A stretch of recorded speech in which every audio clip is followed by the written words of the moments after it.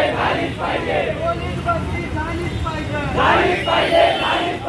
मुख्यमंत्री होश में आओ, गृहमंत्री होश में आओ, राज्य सरकार होश में आओ.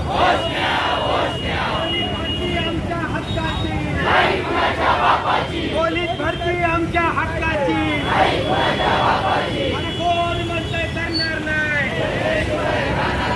सरकारी नोकरी आमच्या हक्काची.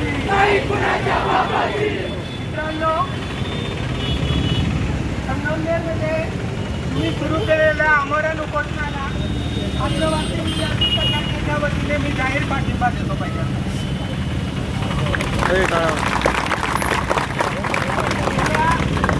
एक वर्षापासून लाखो मुलं महाराष्ट्रभर पोलीस भरतीसाठी प्रयत्न करतायत. दररोज आपल्या शरीरातून घाम घालतात. सकाळी जर रस्त्याला बघितलं तर मुलं धावपळ करत रनिंग करत असतात, व्यायाम करत असतात. तर का त्यांना या देशाचे रक्षण करण्यासाठी त्यांना काहीतरी अधिकारी वाटतात. आपले आई वडील कष्टाचा घाम घालून कष्टामध्ये माती आपल्या कामाची माती करून आपल्याला अकॅडमीमध्ये पाठवतात. त्याच्यासाठी तर माझा पोरगं पोलीस झालं पाहिजे, आर्मीमध्ये गेलं पाहिजे आणि आम्हाला त्याला आमच्यासारखी कष्ट करायला नाही लागली पाहिजे. गेली 4 वर्ष झाली. कोविडच्या अगोदर एक छोटीशी भरती सरकारने काढली. ही भरती 2022ला केली. आज गेल्या 4-5 वर्षापासून भरती काढली जात नाही. तर सरकारला सरकारी नोकऱ्या सरकारला पोलीस भरतीचं खाजगीकरण करायचं आहे. सरकारला आर्मीचं खाजगीकरण करायचं आहे. सरकारला सगळे नोकऱ्या कंत्राटीकरणावरती करायची. त्यांना 3 वर्ष 4 वर्ष ते लोक दरबारी करायचे. त्यांना पूर्ण सर्व्हिस द्यायची नाही असं सरकारचं मनोमत असणाऱ्या लोकांसाठी दिसतं. हे येणाऱ्या पिढ्या बर्बाद करणार आहे. तुमचं आमचं आयुष्य बर्बाद करणार आहे. आपल्या आयुष्याचं माते करणारं हा सगळा निर्णय सरकार का भरती केली जात नाही. कारण सरकार असं म्हणतंय आम्हाला सरकारी नोकरदार नको, कंत्राटी नोकरदार बघा. सगळ्यात आपली योजना माहीत असेल. गेल्या 4 वर्ष भरती करायची त्याला कुठल्याही प्रकारे शाहीचा दरवाजा खर्च दिला जात. कुठल्याही प्रकारची देश दिली जात. याचा अर्थ सरकारला सरकारी नोकऱ्यांचं खाजगीकरण करायचं. देवेंद्र फडणवीसांना 2024 मध्ये ही लोक तुम्हाला तुमची मतदानातून लायकी दाखवून देतील. जर तुम्ही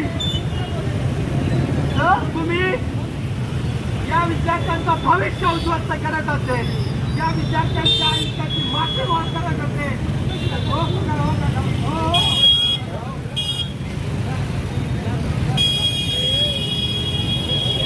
निर्णय घेत असेल तर आपली जबाबदारी आहे की यांना प्रश्न विचारला पाहिजे. राज्याचं अधिवेशन चालू आहे पूर्ण, पण कुणीही पोलीस भरतीबद्दल बोलत नाही. कोणता आमदार बोलत नाही, कोणता मंत्री बोलत नाही. का तर यांना या देशातल्या गरिबांची, या देशातल्या तरुणांच्या नोकऱ्यांची काहीच चिंता नाही. हे प्रचंड भयंकर आहे. आपल्याला आज आपला अभ्यास सोडावा लागला, अकॅडमीचे बंद करावे लागले आणि आम्हाला नको का कोणी ऐकून घ्यायला. कोणी बोलत नाही, मंत्री बोलत नाही, आमदार बोलत नाही. सरकारने याचा विचार केला पाहिजे की प्रचंड भरती न होऊ नये. अजूनही त्याच्यावरती बोलणं करते. विद्यार्थ्यांना रस्त्यावरती भरतीची वेळ आलेली आहे, आत्महत्या करायची वेळ आलेली आहे. का त्याचे सरकार बोलत नाहीये. सरकार भरती करायला तयार नाही. पोरांनो, भांडावं लागेल, लढावं लागेल, त्यांना त्यांची लायकी दाखवावं लागेल आणि पोलीस भरती जाहीर करून द्यावी. जर आज आपण लढलो नाही, भांडलो नाही तर भरती करायला तयार नाही. त्याच्यामुळं तुमचा आमचा आवाज बुलंद करावा लागेल. जोपर्यंत चालू राहील. आज संगमनेरमध्ये सुरू झालं, उद्या महाराष्ट्रामध्ये हळूहळू सुरू होईल. ही जी हिंदी पोलीस भरतीची आज इथं पडत आहे ही महाराष्ट्रावर पेटते. सरकारला जाग आले, मानावर आले आणि पोलीस एवढं बोलतो. तर बघा विद्यार्थ्यांनो, जे पोलीस भरती करणारे माझे मित्र विद्यार्थी आहेत, तर आजचं जे आपलं अमर उपोषण हे करण्याचं कारण आहे की तुम्हाला चांगल्या पद्धतीने माहिती आहे, तरी पण मी तुम्हाला एक प्रमुख मागण्या ज्या आहे आपल्या ते तुम्हाला मी सांगतो. आपल्या प्रमुख मागण्या आहे, भरतीचं एक वेळापत्रक पाहिजे. वेळापत्रक का पाहिजे की जेणेकरून तुम्हाला अभ्यासाचं नियोजन करता येईल, ग्राउंडचं नियोजन करता येईल, सर्व गोष्टीचं नियोजन करता येईल. आपल्याला नियोजन केव्हा करता येतं जेव्हा आपलं टार्गेट माहिती असतं. तोपर्यंत आपण कोणत्याही प्रकारचं नियोजन करू शकत नाही. त्यासाठी पोलीस भरती जसं एमपीएससीच्या ओपीएससीच्या जागा फिक्स असतात, या त्या पेपर त्याच टायमिंगला होतात, तसं आपलं होतं का?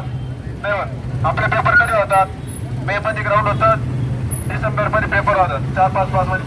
भरती आपली 9 दिवसाच्या आत कंप्लीट झालीच पाहिजे. त्यासाठी हा प्रयत्न आहे. दुसरा मुद्दा म्हणजे भरती दरवर्षी निघाली पाहिजे.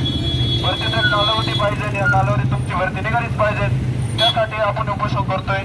त्याचप्रमाणे जर आपला फॉर्मचा जर शुल्क पाहिला तर जवळजवळ माझ्यामध्ये 500 रुपये पर्यंत शुल्क जात आहे.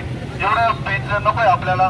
तुम्ही जर बघितलं असं राजस्थानमध्ये तुम्ही जर एकदा 1000 रुपयाचं जर कार्ड घेतलं तर तुम्ही किती फॉर्म भरू शकता, कोणत्या प्रकारचे फॉर्म भरू शकता. फॉर्म म्हणजे 10 भरा, 20 भरा, किती पण फॉर्म भरा.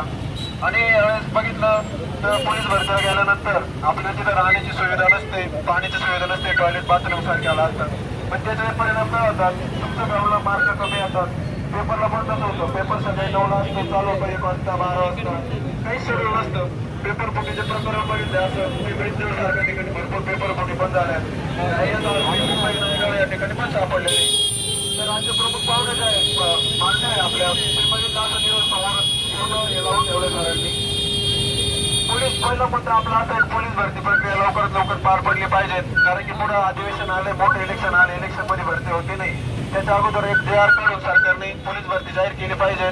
येत्या अधिवेशनामध्ये 15 तारखेच्या दरम्यान पर्यंत जर घोषणा जाहीर झाली तरच ही भरती होईल. अन्यथा पुढं आचारसंहिता लागू असते. तुमच्या माहिती सांगतो 2014ची जी भरती झाली होती त्यावेळेस आचारसंहिता पण लागू होती, पण भरती आचारसंहिता चालू होण्याच्या अगोदर केली होती. त्याच्यामुळे ती भरती प्रक्रिया आचारसंहिता सुद्धा पूर्ण केली. त्याचप्रमाणे